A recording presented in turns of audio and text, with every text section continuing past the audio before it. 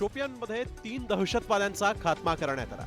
तीनही दहशतवादी लष्कर-ए-तोयबा संघटनेचे असल्याची माहिती आहे। केलरच्या जंगलात काही दहशतवादी लपून बसल्याची ठोस माहिती मिळाल्यानंतर पोलीस आणि लष्कराच्या संयुक्त पथकानं मोठ्या प्रमाणात शोध आणि घेराव मोहीम सुरू केली। शोध मोहीम सुरू असताना लपलेल्या दहशतवाद्यांनी सुरक्षा दलावर गोळीबार केला, ज्यामुळे चकमक सुरू झाली आणि या गोळीबारात तिघांचा खात्मा झाला। यातल्या तीनही दहशतवाद्यांची ओळख पटली आहे। शाहिद कुट्टे, अदनान शफीदार आणि हारिस नसीर अशी या 3 दहशतवाद्यांची नावं आहेत।